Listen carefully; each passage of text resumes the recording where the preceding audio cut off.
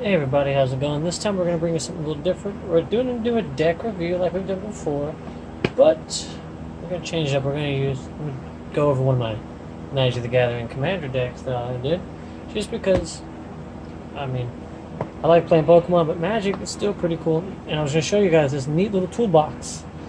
You can find these, I found mine at Walmart, and what's neat is this actually came like spare with an actual toolbox. It's like a big yellow box. It had like a place up top, like most do for nails, screws, whatever. But it had like an advertisement on the side.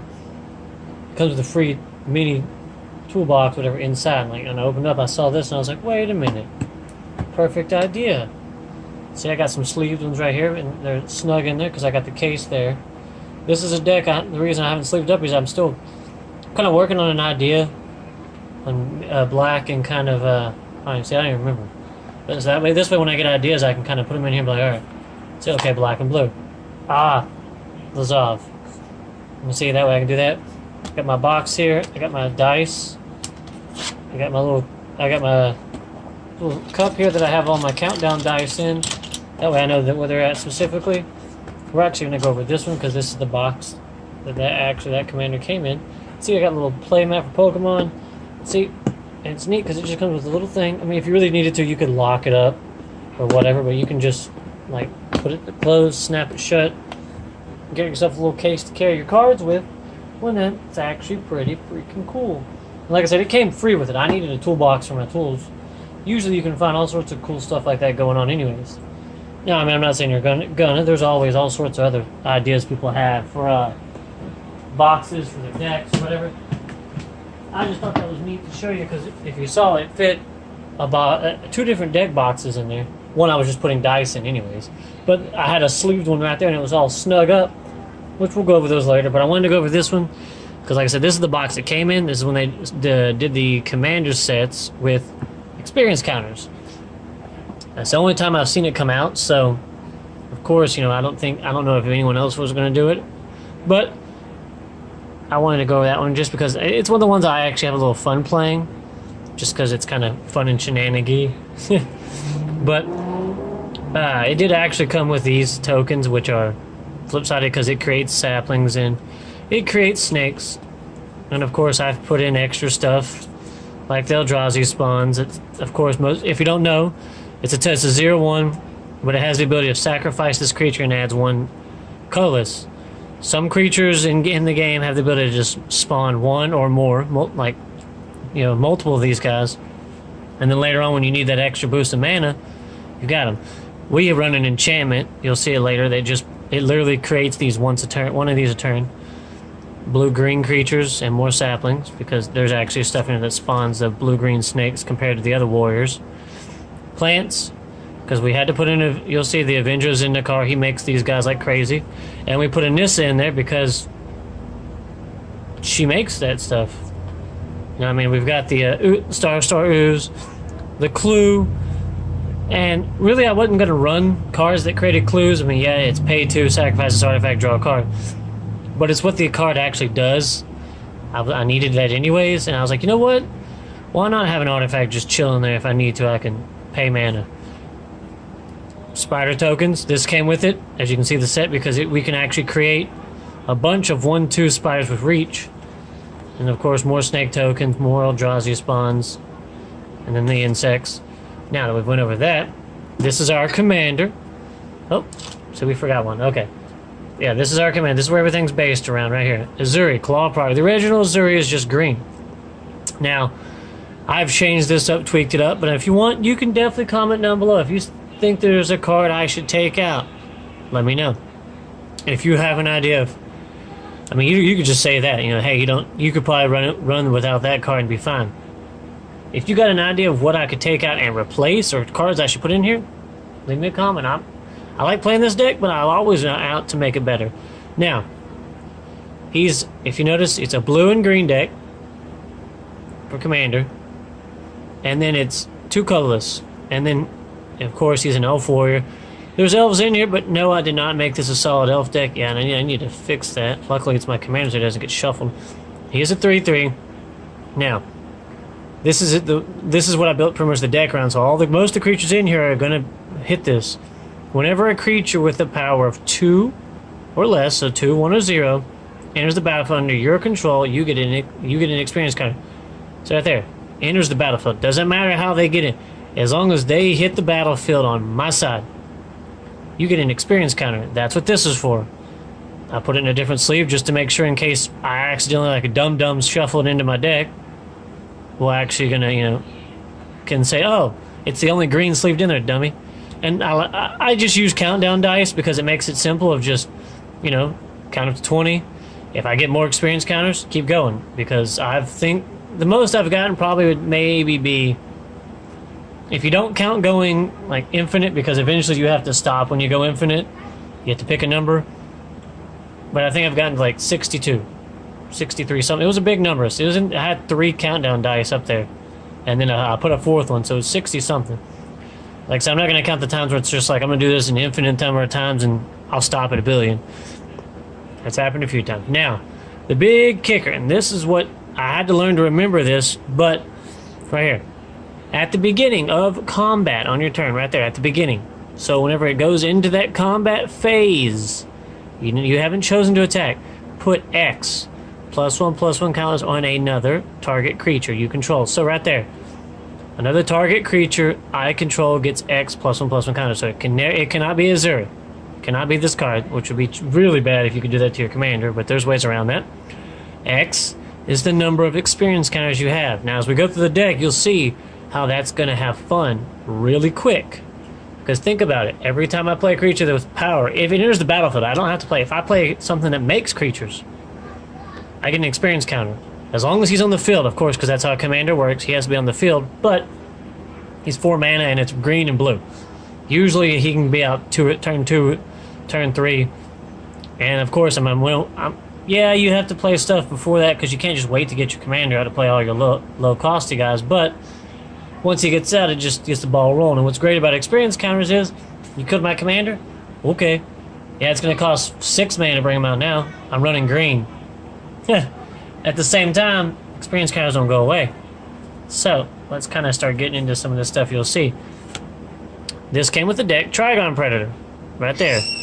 It is a blue, a green, and 1. It is a beast flying whenever he deals damage, combat damage, to a player. So, you can't just give him some new damage. It has to be combat. You may destroy a target artifact or enchantment they control. Now, that's great in EDH, because alright, who can block flying? Alright, I have everybody who can block flying. Does anybody have an artifact or enchantment out? Oh, cool. I'm going to swing and hit you for 2, blow up that soul ring. Basically, because, most people, that's how they like it. Some people, that's how they play EDH. It's as simple as, oh, hey, I'm going to do this because none of you are really a threat, or you can block flying, so I don't want to lose it. I can poke and do 2 damage to you and take out a possible threat. It's a win-win. Now, I'm going to set this stack up here because I want you to see exactly how that works out with the fact of it does 2. Now that means it triggers my commander's ability. Okay, so if you think about it, when I play him, he's a 2/3. If Ezuri's out, experience counter. When I move to combat next turn to attack, because of course summoning sickness, I get to put X 1/1 counters. Now Trigon Predator just became a 3/4, and every turn he's going to get 1 more. If that's the only creature I've summoned. Now you can kind of see where it's going to get it. Slowly, they're going to get beefed up to where it's going to be a point of, I'm going to swing it at you. I don't care if you can block flyers. I've got to, whatever. Because yes, I've killed people with some funny things here. Crows and Grit. This came with the deck. A green and 2 for 3 mana, instant, split second. If you don't know what that is, right here. As long as the spell is on the stack, which the stack, of course, is, I played a card, you play a card on top. Now, when the stack goes, of course, if you don't know, this card goes first. Whatever its ability says, activates. Then the next card goes, because it's an instant. As long as the spell's on the stack, players can't cast spells or activate abilities that aren't mana. So anything that would go on the stack, it can't. It literally just goes no, lockdown. It's usually good when people want to start, if you know they're going to combo off, or somebody wants to play a spell and somebody is going to do something. Nope. Stop that right now. And its original thing is destroy a target artifact or enchantment. But the split second can usually stop people from interfering. Exactly. And it doesn't get rid of the stack, it blocks any other cards. Which again, in my opinion, EDH, could be useful because of the fact of, oh hey, I could help you out. Oh, that's right, we're being political about it. Cool. That way we can just do the whole thing of, thanks for helping me out, buddy. Because if you really think about it, I mean, that's another thing. And usually, that's what I like to do. I mean, everyone plays totally different. It also depends on the deck you're running. Some of them are going to be more, yeah, let me just sit here. And others are going to be like, yeah, no. Alright. Now the next one is Simic Keyrune. Simple. We're running the colors. It's 3 mana. It's a mana rock. And I mean, again, this came with the deck. Add a forest or an island. So, I mean, turn 1, Soul Ring. Turn 2, if you got this in your hand, you drop a land. If you've got the right mana, you could summon Ezuri right there. If not, Keyrune. Whatever mana you're missing, you got it. Also, all the Keyrunes can be whatever the colors are. If Simic is blue-green, they can turn into a creature that usually has an ability. Simic Keyrune can become a 2/3 green and blue crab artifact creature with hexproof on a turn. Can be the target spell's ability your opponent's control. So, as people begin to think about that and ask, it becomes a creature. So it means it doesn't enter the battlefield. That means I can't make it into one and get an experience counter every single turn. Now that would be dumb. Because I mean, it's technically already there. But I can turn it into a crab and then put +1/+1 counters on it.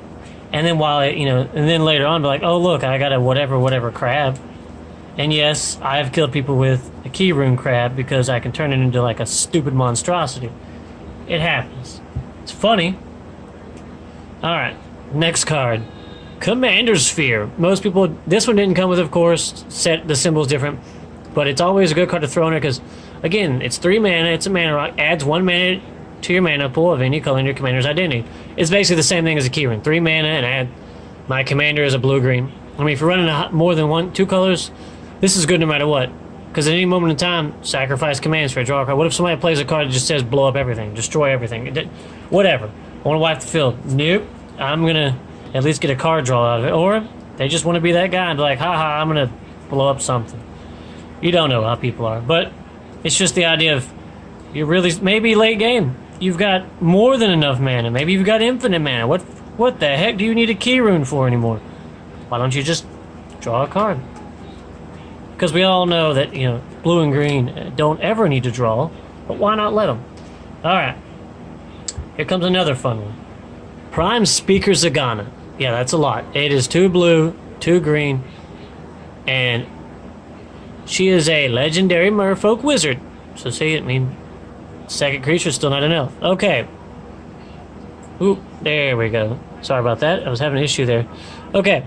Now, her ability says she enters the battlefield. So when she comes into play, it says she enters the battlefield with. So as she's entering, she gets it. Now, that means right here, with X, +1/+1 counters on it. X is the greatest number of power. So let's say I've been pumping up Trigon. Let's say I've been giving him +1, +1, +1. Let's say he's like a 5/6. Okay. Whatever his power is, she gets that many +1/+1 counters. So she becomes +5. She said, for example, when Prime Speaker Zagana enters the battlefield, you draw cards equal to its power. So, I mean, as it enters the battlefield, first ability goes off. Whoever has the highest power on my field, I get that many 1/1 counters. At the same time, whatever my power is, so basically all those counters +1, they get added. I get to draw that many cards. So it's like, you know what? Bam, 6 mana, I'm drawing something. I mean, if my command, even if Ezuri is out, that's still, I'm paying 6 mana to draw, to get a creature. She gets +3/+3, so she becomes a 4/4, and I draw a card. Now, it's not like the other one that evolves and lets you, Fathom Mage, I think, that lets you constantly draw cards, and of course, yes, she did come with the deck. Fathom Mage would be a good idea. I know. Every time I put a counter on, I get to draw a card. Don't have one. I'm an idiot, I know. Next, of course, this is like a staple for every deck. Soul Ring, 1 mana, add 2 colorless. I mean, it's always good turn 1, just if you could drop that. I mean, any time in the game you drop it, it's still a good idea. It's just so great whenever you're just like, here you go. Bam. It's 1 mana for 2. Viridian Shaman. A green and 2 colorless. And then you got, it's an elf, yes, it came with the deck. When it enters the battlefield, destroy a target artifact. So pretty much you're just like playing this, destroy one of your artifacts. Yay! I spent 3 mana to blow up an artifact like that. But I got a blocker if I need to. Also, it's 8. If you see, it's a 2/2. Now, cool thing about that, I'm gonna put that in that stack because that's everything that's gonna trigger Ezuri. That's another counter. And as you can see, I mean, think about it. Let's say we got those 2 guys out. Now every turn, that's 2 1/1 counters that go on a creature. You can see how it start adding up. Our next one, Thought Vessel. Just because of the fact of Prime Speaker let me draw and other cards letting me draw, I threw. It came with one. I was gonna take it out and then I stopped. I don't know why I would have, but we put other stuff in here too. For 2 mana, so I mean, it'd be really dumb. Soul Ring, Thought Vessel, turn 1. It's not often I get both, but it's helpful because it adds 1 to your mana pool. But here's the big kicker: you have no maximum hand size, so it's just like, yay! I can play Prime Speaker and draw 12. I don't care. Now, this is going to be one guy that pretty much helps you win the game right here. Elusive Spellfist. Oop. It says right here. He's a blue 1 and he's a 1/3. So right there he triggers Ezuri and he gets an expansion. So if this is the second creature I play in the game, Ezuri and then this guy, that's still a counter because he's out. When you cast a non-creature spell, this is where things get fun. All these are non-creature spells because everything's a spell except for lands. Elusive Spellfist gets +1/+0 until end of turn. And this is why I put him in there. Cannot be blocked this turn. So simple as that. I play him, Ezuri gets it, Ezuri gets a +1/+1 counter. Like I said, let's say he's that one. Next turn, he gets a +1/+1 counter when we go to combat. He becomes a 2/4. Okay, but before that, I played a Thought Vessel. That's a non-creature spell. So he gets +1. Now it's 3. Oh, he's unblockable. So in a sense, I can ping someone for 3 damage. But you can see that's going to add up as the counters keep getting... It's just going to start snowballing. And snowballing. And it's just one of those, all I got to do is play a non-creature spell. You take damage. That is literally one of our easier win conditions right there. I'm going to put him off to the side because that's literally one of the guys you can just... I like to call him One Punch Man. As soon as it's unblockable, you dead. Elvish Visionary. Again, it came with it. 1 green and 1. It's a 1/1. So again, it triggers Ezuri. But right here, when it enters the battlefield, draw a card. So you get to play it, draw a card, get an experience counter. Heck, if that's the only creature on the field, I've gotten her up to probably maybe an 11/11 without playing a pure elf deck. If it was pure elves, yeah, it'd be stupid. But I mean, if that's the only thing I can put counters on, you bet your butt she's going to get +1 and +1. Alright. Some people are probably going to get upset. And they're probably going to get mad. But whenever you go and actually play against some people, you have to kind of not play cheap, but you got to know that everyone else is going to be out there to win. So I put a Blight Mamba. 1 green and 1 for a 1/1. It has Infect, which means, of course, this creature deals damage in the form of negative and -1 counters. And to players, the form of poison counters. And then I can pay, basically it's casting costs. Anytime I want to regenerate it. Basically it's like, oh, I'm going to attack. You block it, it dies. Cool, I pay 2 mana, it doesn't. But it triggers Ezuri. So that means every turn, I can put in a 1/1 counter. So it's going to get bigger. And it has Infect, which means if you block with the creature, in case you don't know what Infect is, your creature gets negative counters. Basically, your creature goes, okay, guess what happened? Sorry about that. Basically your creature goes, hi, guess what happened? My 5/5 is now a 4/4 because I blocked a 1/1 with Infect.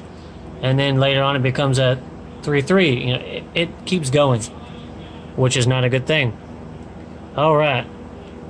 This is the one that came in there. I need to put, because I know everyone's going to tell me, that I need to put Lightning Greaves. Swiftfoot Boots is 2, and it's 1 to equip. Lightning Greaves is you play it, and it's 0 to equip.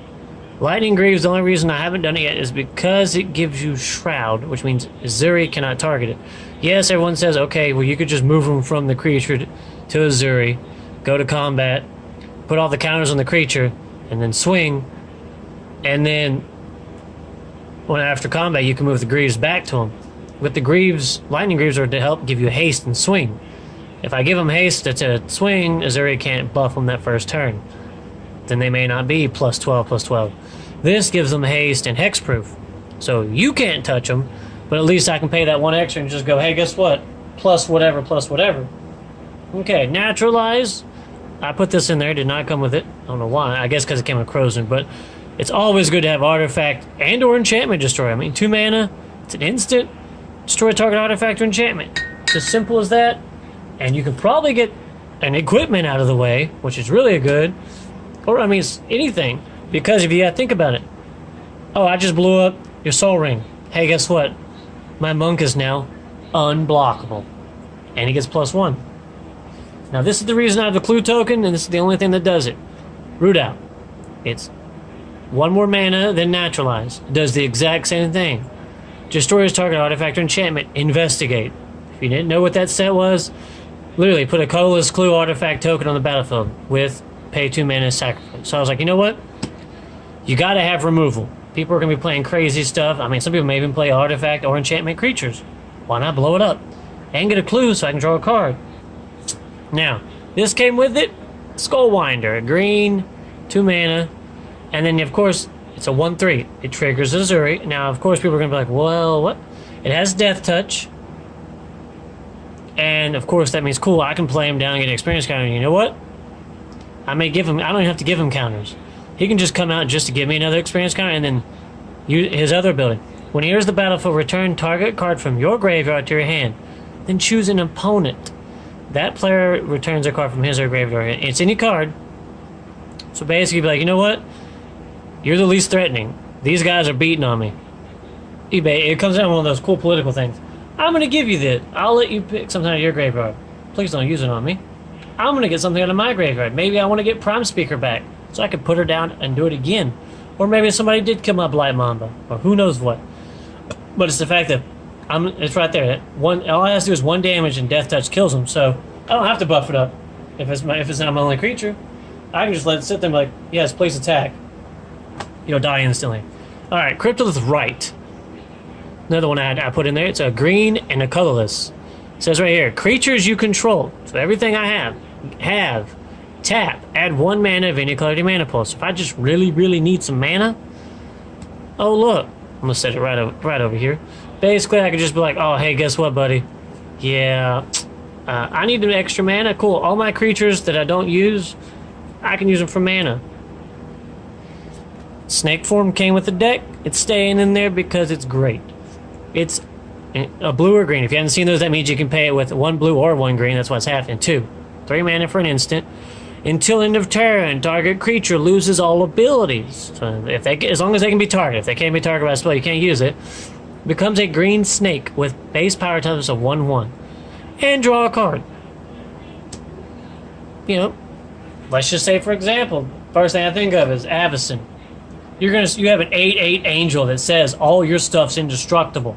Because some people run that. I know, I have one of those decks. My commander is Avacyn in one of mine. Okay. Or anything. You're going to throw a Darksteel Colossus at me. He's got all this stuff and he's indestructible? No. Till end of turn, he's a 1/1 snake and I draw a card. I'm going to block with my 1/3 Skullwinder. Your guy died. Doesn't matter who it is, they're dead. Death Render. 4 mana. I put this in there. Come on. Equip creature goes. If 4 mana, play 2 to equip. So it takes 6. Or you can play 1 turn, equip the next. Equip creature gets +2/+2. Who doesn't want that? I mean, anybody. I mean, anyone. It'd be great. Put it on Skullwinder. Whoop-de-doo. It's because of this. When equipped creature dies, you may put a creature from your hand on the battlefield and attach to it. So you literally be like, oh no, my Skullwinder died. I get to play this guy for free. Play him on the battlefield. If he's one of these guys, guess what? I get an experience counter if Ezuri's out. Oh, and then pretty sure they have some kind of ability. And yes, we have a way to sacrifice creatures so we could just kind of through our hands real fast if we needed to. Asceticism. I put this in there because, I mean, I'll read it to you in a minute in case you know. It's 2 green and 3, 5 mana. Creatures you control cannot be the target of spells or abilities your opponents control. Back in the day, that's what it was. Now it's just called Hexproof. Pay 2, regenerate target creature. Not mine. Target. I can regenerate my creatures for 2 mana. Maybe there's that guy that's beating up on me. He's going to attack me. Maybe he's that cocky guy who's swinging at someone else. Like, you know what? Block it. Why? I pay 2 mana to regenerate your creature. Thanks for helping me. But I can regenerate mine. I can block with my Death Toucher. Now, this is really good at a big table. It came with the deck, a green and 3, it's a 0/3, so I get an experience counter. Whenever a player, me, anyone casts a spell, you may put a 1/1 counter on Forgotten Ancient. So, of course, I could put more counters with Ezuri as well, but every spell I play, you play, everyone. Playing a table of 10 people at EDH, everybody plays a spell, it's 10 spells. At the beginning of your upkeep, at my upkeep, you may move any number of 1/1 counters from Forgotten Ancient onto other creatures. So I could split it however I want. So I can be like, you know what? You get this many, you get this many. Or, since I have ways to make things unblockable, screw it. I played him, went to combat this turn, and Ezuri gave him 5 counters. He's a 5/8. Oh, we went around the table, and there's 4 of you, and you all played a spell. He's got 9. My turn. I give him to Ezuri, my commander.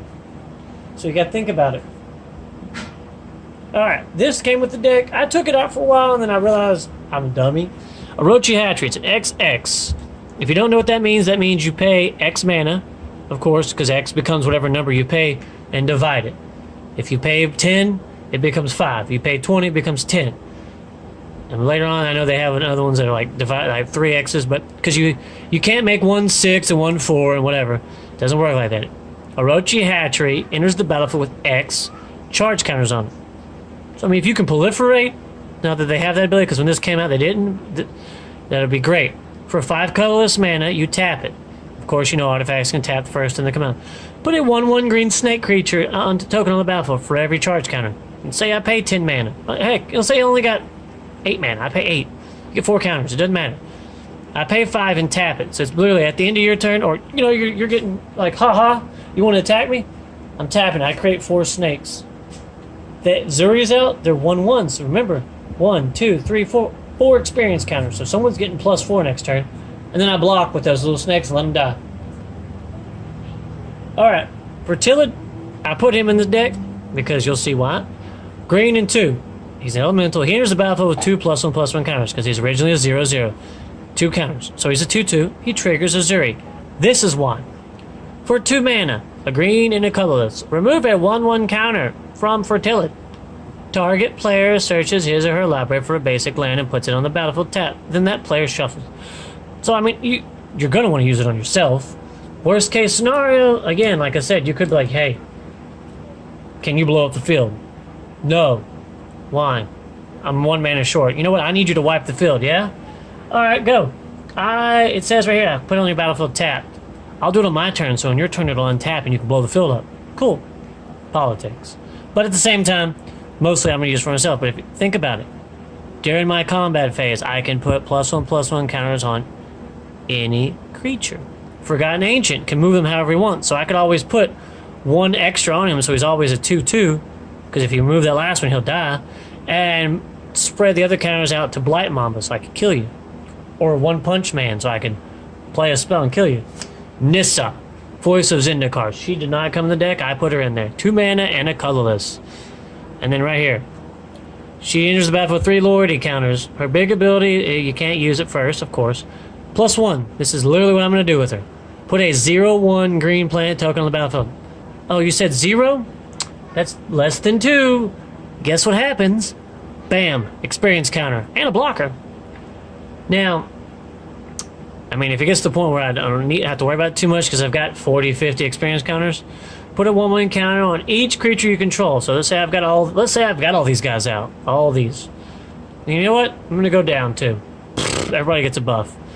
-7 is you gain X life, which may not completely mean anything in EDH because people can hit you for commander damage. You draw X cards, or X the number of land you control. By the time you get her up there, because it's +1 in a few turns, I mean, it probably might be worth taking. I mean, card draws are always great.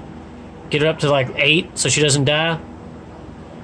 Every time I play her, people usually try to kill her anyways, just because so I don't get to draw, but I mean, it's also the fact that it gives me counters every turn. Now, this came in the deck, and don't take this out. 4 mana, 2 blue, a green, and a 1. And it does exactly what you think blue would do. Flash. I can play it at instant speed on your turn. Oh, it's a 2/2? Well, that means I get an experience counter, so I just got to block her? Yeah, let's look at this other ability. When Mystic Snake enters the battlefield, counter target spell. Not creature, no target spell. So I get to play a creature, get a blocker, get an experience counter, and like a blue player, counter that spell. Oh man, you wanted to play your commander? Nah, I get a creature counter. Best way to tick somebody off. Next is Yamavaya Elder. 2 mana. 2 green and 1. I had to put him in here. 2/1. Whenever he's put into a graveyard from play, you may search your library for up to 2 basic lands, reveal them, put your hand. If you do, show off your library. I run a 2-color deck. Why not go grab a forest and an island? What if I've got 3 forests because I paid 2 to play him and another one? What if I don't have any islands?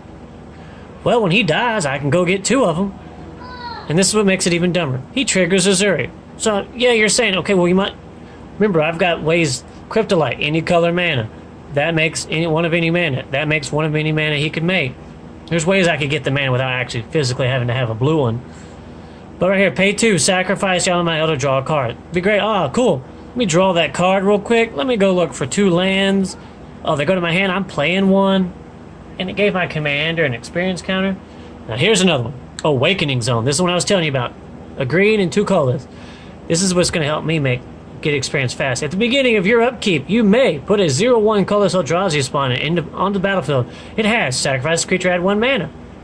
So at the beginning of my turn, it's just upkeep, untap, upkeep. Oh, I get a 0/1. My commander's out. Experience counter. I get a guy I can sacrifice any moment for 1 mana. Well, let's just let that build up. I mean, unless you just attack me for God knows how much, and I have to block with Eldrazi spawns. I mean, it's not above it. I know it's happened before. Oh, let's say I draw this in 4 or 5 turns. I've got 6 or 7 of them out. That's extra mana I could put towards that. Wow. Or put Death Render on 1. 2 mana? Oh, I'm going to sacrifice it. Because it just has the ability to sacrifice itself for 1 mana. So you're not really wasting but 1 mana because you get 1 back when you sacrifice it. Oh, look, I got to play Avenger of Zendikar. Blighted Agent. A blue and 1. He's a human rogue. He's a 1/1. He triggers Ezuri's ability. In fact, I explained that.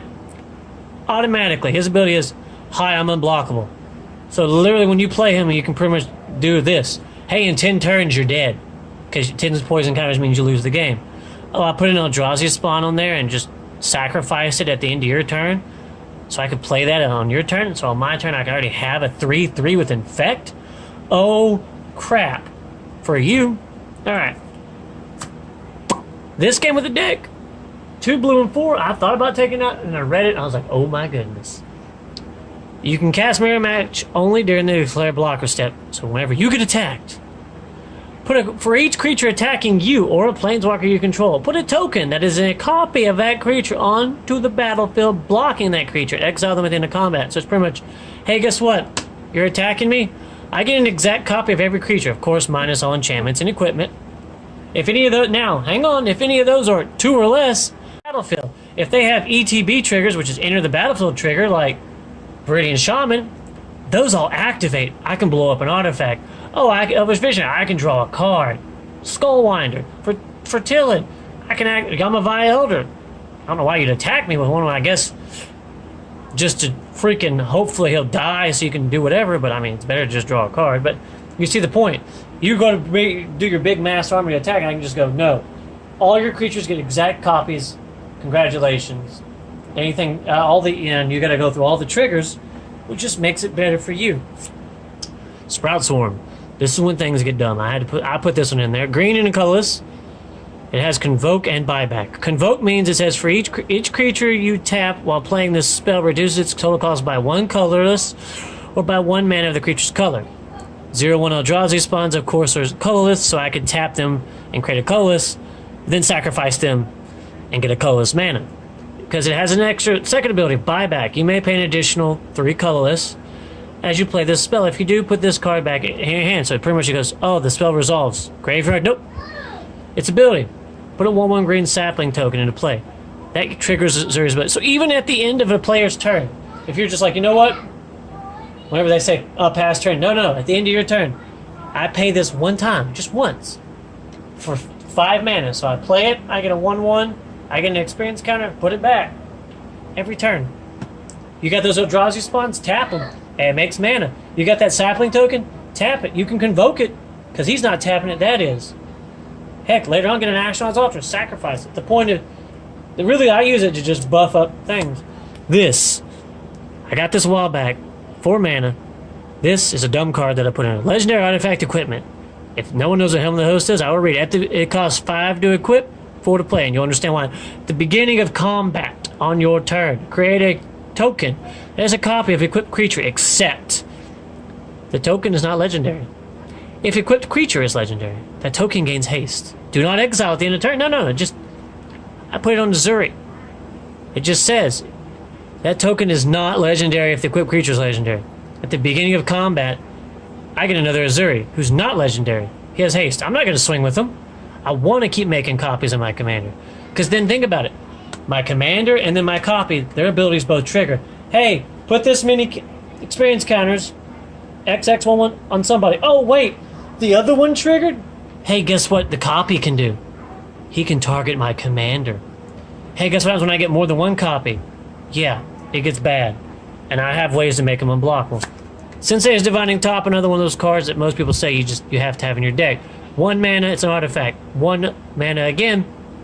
Look at the top 3 cards of your library and put them back in order. Of course, at the end of your opponent's turn, let me just use my top and look at my top 3 cards and just be like, yeah, that one's going first. You can push back what you don't want and put what you want on top. Worst case scenario, this is why it was great. It's super hard to kill this card. Tap, draw a card. Then put Sensei's Divining Top on top of your life. So they literally try to blow up, you just go, nope. Draw a card, this goes on top. Now you have to make me mill that top card. But why? Now you've wasted 2 spells to blow up 1 card. Unless, of course, that's what Split Second's good for. Because I know everyone else runs Sensei's Top. Split Second is, think about it. I can't tap it. I cannot add any abilities unless they're mana to a stack. So I can't use it. I couldn't even pay the 1 for one last use. Nope. Thunderhoof Baloth. I had to put him in there. And I'll read it to you in a minute, because in case you don't know what Lieutenant is. 2 green and 4. He's a 5/5. So no, he doesn't triggers or everything in it. Trample. I mean, you gotta have somebody in there who can literally punch through a wall. Because what if they've got big old blockers? There you go. He has trample. He has Lieutenant. In case you don't know what that is, as long as you control your commander, my commander's on the field, he gets +2/+2. Now he's a 7/7. Before I even put 1/1 counters on him, he's a 7/7 with trample. I could put Death on him. Now he's a 9/9, and if he dies, I get something for free. And other creatures you control get +2/+2 and have trample. So he literally just goes, oh, Ezuri, hey, how's it doing, buddy? Let's shake hands. Let's give that hug, pat on the back. Everyone gets +2/+2 and trample. My commander's now 5/5 with trample. I'm not swinging with him unless I'm making copies of him, but now you gotta think about that. Oh, I just played Mirror Match? Guess what? My copies get +2/+2. They're gonna die anyways, but hey. Sakura Tribe Elder, he came with the deck, of course, a green and 1. He's a 1/1, so he triggers Ezuri, and of course, right here, I use him to block. I mean, that's pretty much his purpose. Snake Shaman. Sacrifice him, search your library for a basic land, put it on the battlefield tab. Okay, turn 2, I get a 1/1. Okay, I don't get an experience counter maybe if I don't have him play Ezuri, but if he's out, I get him. At any moment, I can just be like, sacrifice, go get a land. Or I could block, sacrifice, get a land. So I mean, you gotta think about it. You already got 1, 2, 3, 4, 5, 6, 7, 8, 9. That's 10 experience counters right there. Could you imagine dropping 10 on that guy and saying, I got a 17/17? Okay, Arachnogenesis. This is another one of those fun ones that people just do not love. It came with the deck. That's what the Spire tokens for. Green and 2 colorless. Instant. You get to put X1/2 green spires with reach on the battlefield. You saw the token. Now, of course, that means if Ezuri is out, I get to trigger it. But what is the X? Oh, this is the fun part. X is the number of creatures attacking you.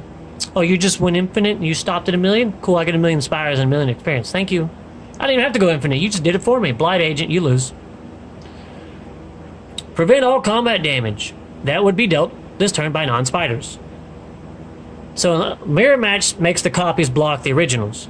This just creates a bunch of freaking spiders. I get to choose how they block, and if you're not a spider, your damage is prevented. So I can just be like, well, what is he, a 10/10? Well, I'm creating 10, those 10 spiders I created, I'm blocking your guy and killing him. That's exactly what he's good for. You pretty much just gang up on however many. You look at whoever you can kill based on how many they attacked you with and kill something. And you get experience. Another one that came with the deck, Kodama's Reach, a green and 2. Search your library for up to 2 basic lands. Reveal those cards. You put one on the battlefield tapped and the other in your hand. So you pretty much could go get. It's a dual color deck. You need that. Shuffle your library afterwards. But remember, One Punch Man over there, he just got +1, +0, and now he's unblockable. Pataga Viper, he came with the deck. Yeah, I know my things are getting a little messed up. A green and 3, he's a 2/1. So already he triggers Ezuri. He has flying. So I could block flying and whatever. When he enters the battlefield, put 2 1/1 green and blue snake creature tokens. So for 4 mana, you're getting not just 1 experience counter, you're getting 2 more. That's 3. And of course, if he enters the battlefield, sacrifice unless blue mana was spent to cast it. So yeah, you may lose him. But come on, spend a blue mana, you got a flyer, you got a blocker. I mean, if you gotta put counters on him and fly over somebody if they can't block him. And you get 2 1/1 other blockers. Sword of Vengeance. This one came with the deck. It's very useful. 3 mana and 3 to equip. 6 total. The equipped creature gets +2, +0. And they get first strike, which means I hit you first, and if you survive, you get to hit me back. If you die, tough luck. Vigilance. I don't tap, so now I can swing and block. Trample, which means after I hit you for 12, and you have 6 defense, I get to keep going with the other 6, so you better block with somebody else, which is great with first strike, because it's just like, hitting you for this much, hitting you for this much, hitting you for this much. Oh, you blocked all the damage, but I didn't take crap. I don't die. And haste. So come on, turn 1, I could just be like, yeah, I'm going to equip it to One Punch Man. Hey, guess what? He has haste. And he has all this other dumb stuff. Now, Cassetto came with the deck. Orochi Archmage. Some people make decks around her because it's just dumb. A blue, a green, and 1. She's a 2/2. Snake Wizard. For a 1 of each, which you already should have because you summoned it. Target creature cannot be blocked this turn. If that creature is a snake, he gets +2, +2. She triggers Ezuri. I guarantee you, if this is the only creature I got in the field, and Azuri's out, okay, +1/+1 counter. Target creature cannot be blocked. She can choose herself. If that creature's a snake, oh, man, I just spent 2 mana to target myself. I'm unblockable. I get +2, +2. Ezuri, you gave me a counter. That's 5 already in the game. Oh, later on, I'm going to do it twice. That's +4, +4. Or, if you really needed to, split it out. Oh, you're unblockable. You're unblockable. Orin, Reef Hydra. I put him in here because I wanted some stuff with trample, and this guy seems great. 2 mana and 4. Yeah, he's 6. It's 5/5. He ain't triggering Ezuri, but he's got trample already. And then I don't even have to put counters on him. He pretty much has the ability that does it for landfall. When a land enters the battlefield under your control, put a 1/1 counter on Orin Reef Hydra. If it's a forest, he gets 2 of them. I don't even have to buff him up. I can play a land. Oh, Kodama's Reach. Forest comes into play. Oh, cool. Thanks. Wistful Selkie. 3 mana. Of course, it's the 1 of each. It's a 2/2, so it automatically triggers Ezuri. Now, yes, it does cost 1 more than Elvish Visionary. It has 1 more attack defense, but it does the same thing. Draw a card. So 3 mana. I get an experience counter, I get a blocker, and I get to draw. 3 things for 3 mana. Sounds good to me. I slip this in there. Funny I say that. Slip through space. 1 mana. Sorcery. Devoid means this card has no color, so it's not a blue, it's just a spell.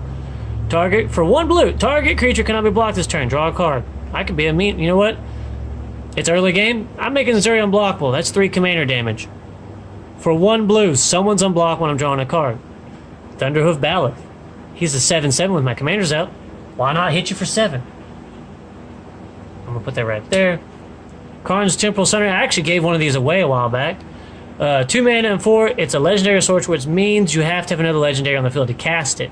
Target player takes an extra turn after this one. Return up to 1 target non-land permanent to its owner's hand. Exile this card. So yes, you lose it, but okay, you got your big bad guy out. You got something going on. Like I said, you got some angel out there. Whatever you got, make it something, whatever. Bam, I bounce something back, and I get another turn. So I get a turn to swing at you, get my 1/1 counters from Ezuri, then I get to take another turn to do it again. But yeah, you do lose it. Ashnod's Altar for 3 mana is an artifact. Pays 0. Back in the day, I guess, when something had to have that, but Sacrifice a creature to add 2 colorless mana to your mana pool. Now you see where stuff gets fun. Oh, I created a drowsy spawn? I'm just going to make it do that. Guess what now it's doing? It's giving me 2 mana a turn. Oh, I'm going to convoke it with my Sprout Swarm so I can tap it for 1, sack it for 2. That's the 3 mana I need for my buyback to create a 1/1, which I can tap for 1 green and then sacrifice for 2 mana. I could almost play it again. I had to put that in. It did not come with that. That's an old action on its altar. Desert Twister came with it. It is 6 mana, 2 and 4, but it says destroy target permanent. That's why it's 6 mana, because you can destroy anything, any permanent on the field. Just like, nope, that is annoying me. Blow it up. Glistener Elf, I did add to the deck because it's a 1 green, it's a 1/1, and it has Infect. It may not be unblockable, but it's early game. I could drop it really quick, and then right after I played Ezuri, bam. That turn, he's already a 2/2, so before I can even swing, he's already buffed. Let's put him over there, because that's another person who can definitely win the game quick. Now, this is another card. The sooner you play her, the better. Champion of Landbolt. 2 green and 1. It's a 1/1. Creatures with power less than Champion Landbolt's power cannot block creatures you control. So she's a 1/1. They have to have power less than, so they have 0. When another creature enters the battlefield under your control, put a 1/1 counter on her. So she triggers Ezuri. When you play a creature, she gets a counter. There you go. Play a creature, she's a 2/2. It has to have power less than that. Ezuri, go into combat. Guess what happens? Ezuri's going to put 5 counters. Now you have to have power less than that. However many counters on it, basically, you have to have that power. Or less. Or more. If you have less than that, you cannot block any of my creatures. Then I can just turn the whole field sideways and go, you dead. Rampant Growth did come with it for 2 mana, 1 green, 1 colorless. Search your library for a basic land card, put that card on the battlefield, tap. Again, it's green, you need mana ramp. You got a landfall guy, why not? I'm going to put a forest, why? He gets 2 counters, why? That guy's unblockable. What? I didn't even do anything, I just went and played a spell. Land War Elves, I put them in the deck, because again, it's a 1 mana, 1/1, yes, I know it's an elf, 1/1 that taps to add 1 green. He gives me an experience counter, and now I have another mana base. Worst case scenario, I'm going to make him unblockable later, and I'm just going to dump counters on him, and I'm going to swing a Land War and kill you. I've done it. Ether Mutation was another one I put in there. I actually got this from one of my buddies. It's a green, a blue, and 3. 5. Return target creature to its owner's hand. I'm probably going to bounce one of yours unless I just want to return Prime Speaker, or I want to return something to mine so I can play it again, but most likely, whatever's a threat, because it's a sorcery, it's one of your guys. Then, here's the best part. I get X 1/1 green sapling tokens. X is the converted mana cost. So whatever I'm bouncing, let's say it is Prime Speaker, I get 6 1/1s. I get 6. I basically get experience counters and blockers. Deadeye Navigator. Everyone hates this card. It is 4 mana, and then 2. It's a 5/5. Of course, you don't trigger Ezuri, but that's not the point. Soulbound. You may play this creature with another creature paired with it, of course. Everybody knows what Soulbound does. It comes into play. I can bind it with Thunderhoof Bell or Prime Speaker Zagana. Now, as long as we're Soulbound, we get to use we both share my ability. Or I can not. I don't have to pair it. I can wait till I place Prime Speaker next turn, just because it's not a threat if he's not Soulbound, and then do it. As long as Deadeye Navigator is paired with another creature, each creature has pay a blue and a colorless. Exile this creature and return to the battle. You literally blink it in and out. Oh, you're gonna blow up my creature? Nope. It's a new target. Bye-bye. Your spell fizzled. Oh, hey, I want to do that. Prime Speaker, I'm paying 2 mana. She leaves and comes back. Oh, man. Now she entered the battlefield. Guess what happens? Her whole ability goes again. I get to draw cards. You see what I mean? Even if it's just Elvish Visionary. I mean, worst case scenario, everything's happened to people. You've had to use an Elvish Visionary with Deadeye just so you could flash in and draw extra. Edric, Spymaster of Trust, is definitely in there for... He didn't come with the deck. He's in there for another part of the whole... While I'm getting set up, I'm going to play this guy. Why not? Let's play Politics. A green, a blue, and 1. It's a 2/2. Whenever a creature deals damage, combat damage to one of your opponents, the controller draws a card. So if you hit me, and he's a 2/2, so he gives me experience counters. If you hit me, you don't get to draw a card. But if you hit anyone else that's my opponent, yeah, I get to draw a card when I hit my opponent, but you do too. So don't hit me. Hit one of the other guys playing. It helps out. Rite of Replication came with the deck, actually. 2 mana and 2. And a kicker of 5. So if you pay the kicker, you get an extra ability for 5 mana. So it's either 4 or 9. Put a token on the battlefield that's a copy of target creature. So I could be like, oh, you just played an awesome card. I'm copying that. I want one. If you paid the kicker, put 5. So for 4 mana, there you go. Or Helm of the Host just made a copy of my Ezuri, and he's not legendary. I'm making 5 more copies. That's 6 Azuris plus my original. That's 7 people. Now you gotta remember, I played a 1/1. They all trigger. I get experience counters for every single Ezuri copy I got. And then each one of them get to put counters, so it can get stupid. Simic Signet, 2 mana. It's another mana rock, because it says you pay 1 mana, tap it, you add 1 forest, 1 blue. So say it's another way I could be like, man, I don't got blue mana.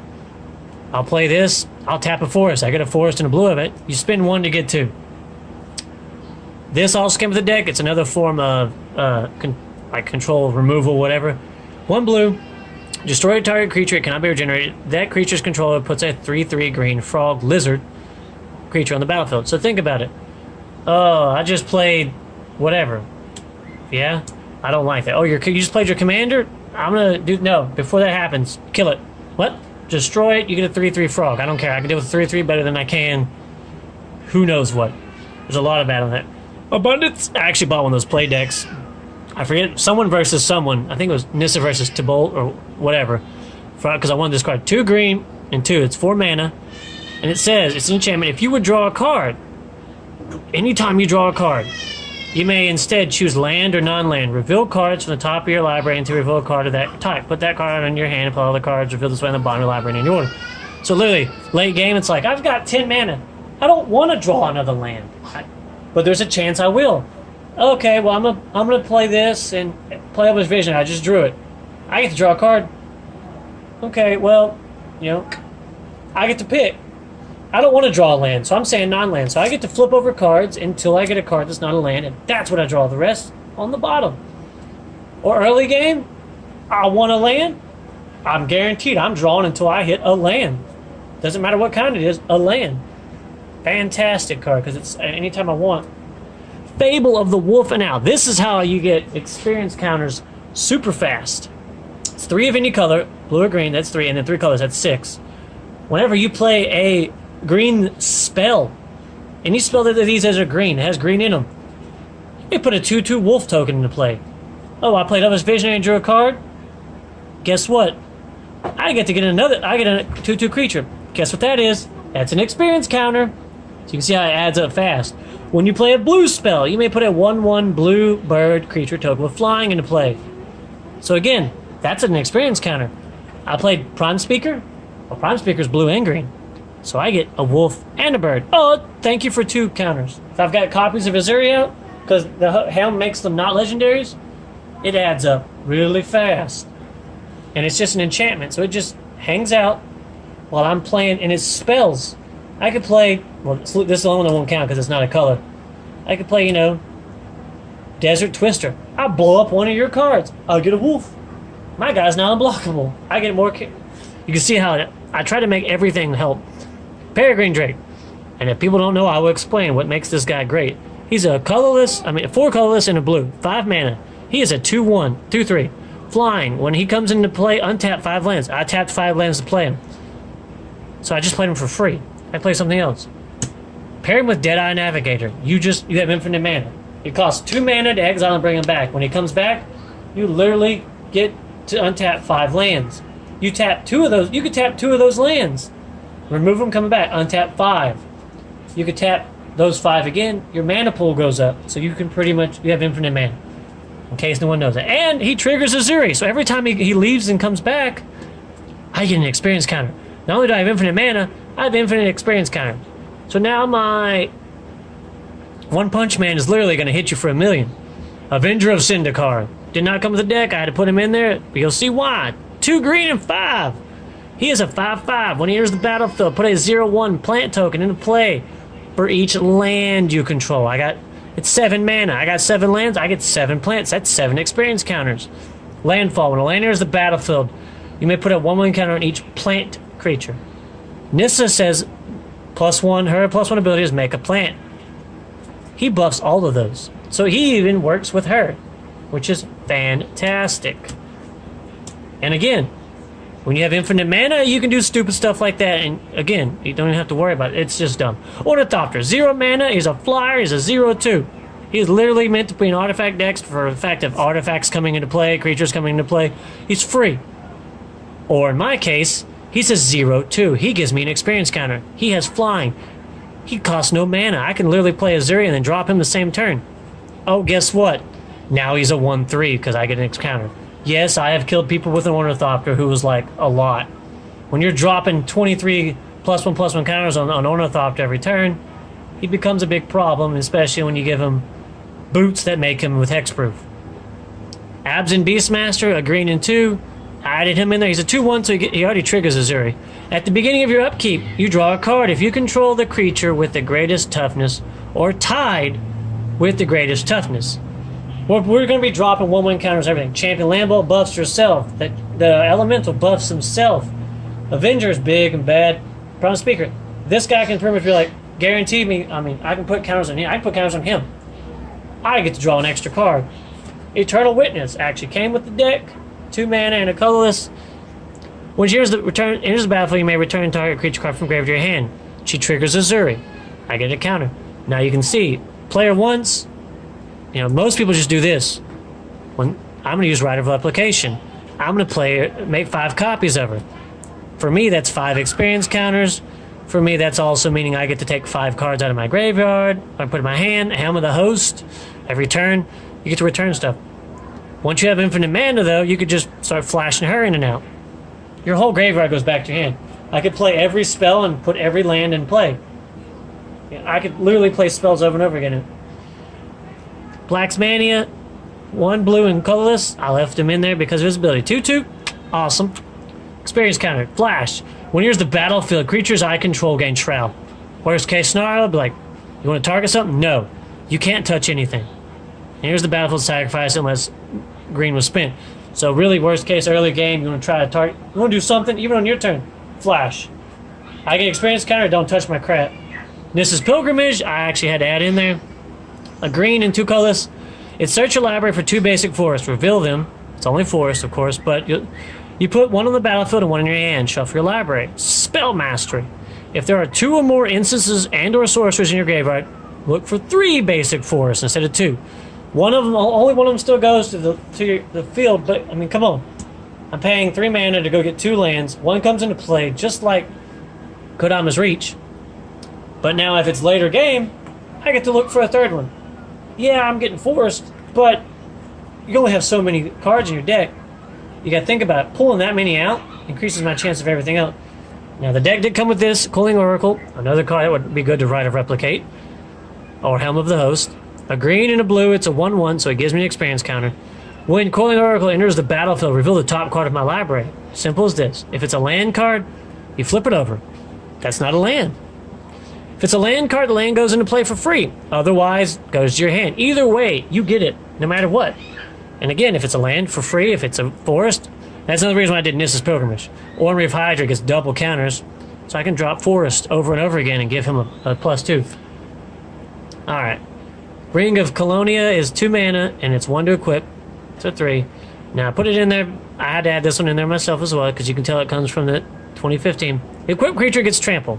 Just because what if I have Avenger? He doesn't have trample. What if I've been giving him counters? Or for sake of it, or, Elvish Visionary. What if she's a 30/30 or whatever? And I don't have Champion Lambolt to make her unblockable. I need something to punch through. And it comes with an added bonus. At the beginning of your upkeep, put a 1/1 counter on an equipped creature if it's green. Worst case scenario, I don't have any creatures, put him on Ezuri. It's 1 mana. Now every turn, my commander has trample, and he gets +1/+1. +1/+1. Which is dumb. Okay. Now, a blue and a colorless for a 0/3 starfish. So of course he gives me experience card. I use him for this. Scry 1. Literally, at the end of your turn, I'm scrying 1. I want to see what the top card is. Oh, what is that? I don't want that. And scry 1, if you don't know what it means, you scry the number of cards. You look at that many cards. Scry 1 means look at the top card of your library. You have 2 choices now. I can put it back, or I can put it on the bottom. So I can literally go Oh, Solemn Simulacrum. Yeah, I want that card next. I can just go, nope, we're going to leave it as is. Because he's a 4 mana. Yes, he came with a Decadent, thank goodness. 2/2. Again, yes, everything in here triggers my commander, but I've also tried to make the deck to where I don't need him to win.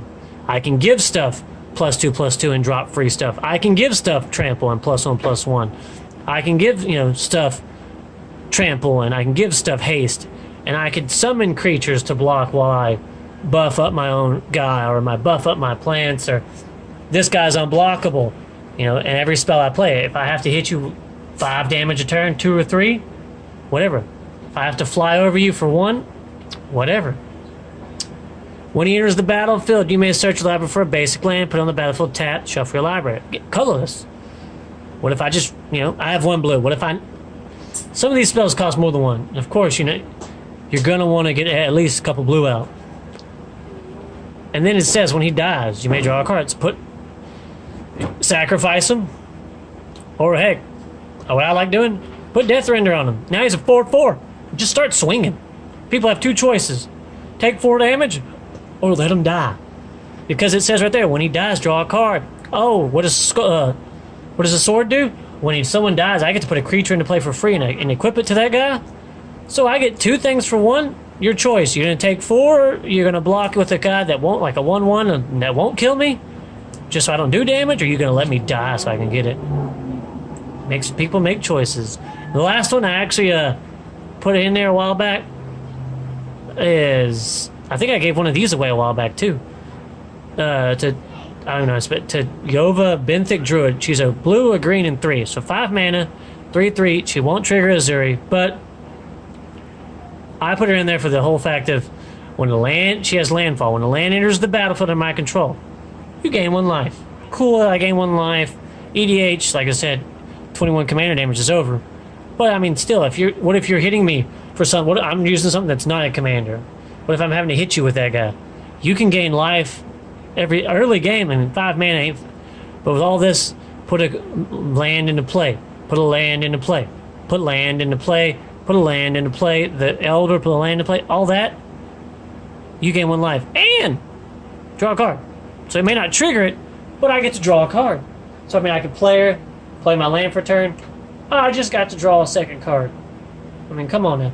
And remember Abundance. It just said every time I would draw a card, I get to pick. So there's another synergy. I'm just going to say land, because I need lands. I'm going to draw until I get one. All right.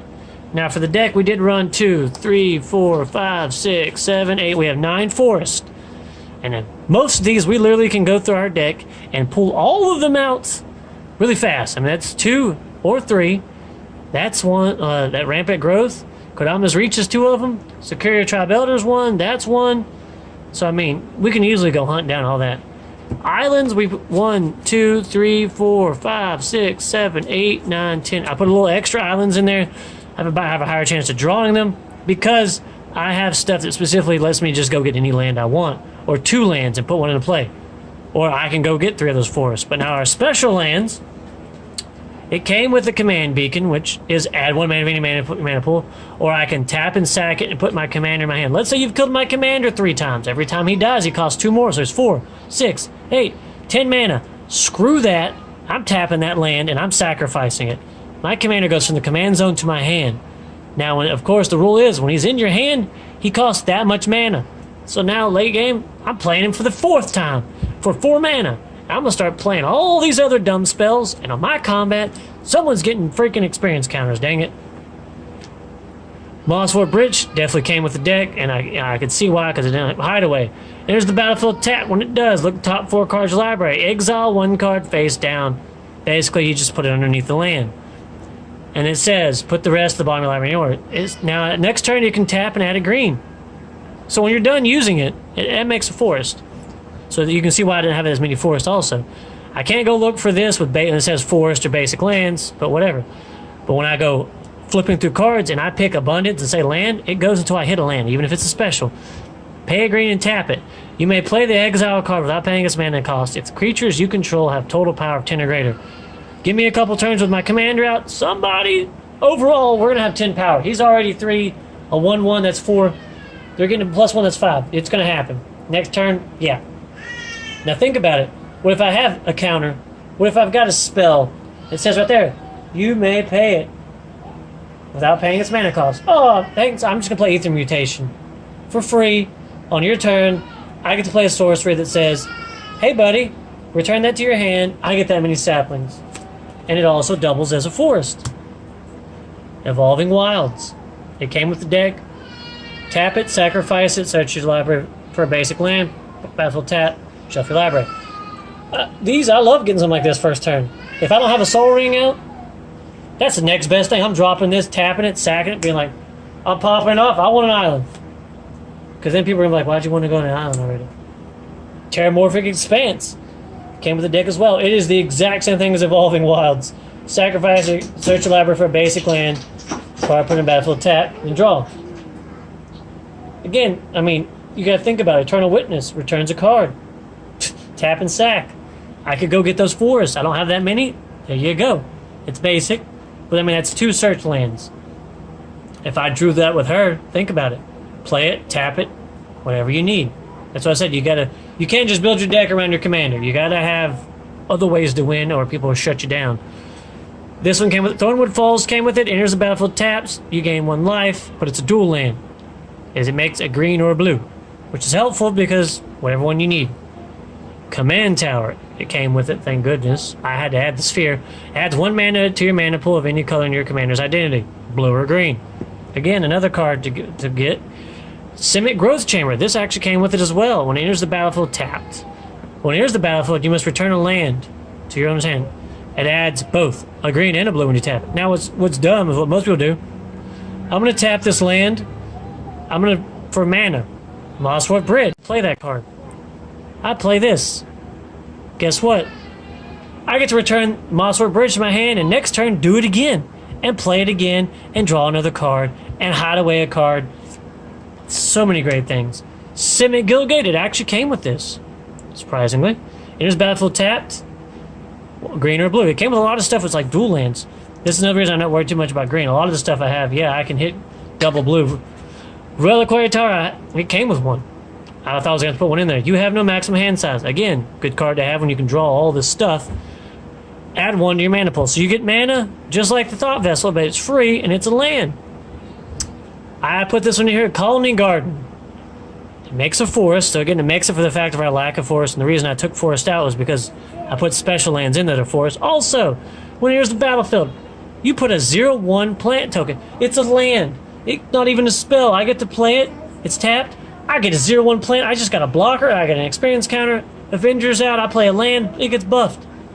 For nothing. That's what's dumb. And also, if I return it to my hand, I can do it again.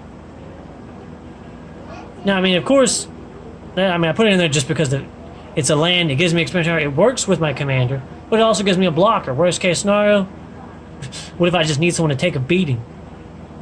Or, whatever. Now, the very last one is Rogue's Passage. It taps to add 1 mana to your mana pool. You probably may use that once or twice before you start using your mana for this. 4 mana, tap. Target creature cannot be blocked this turn.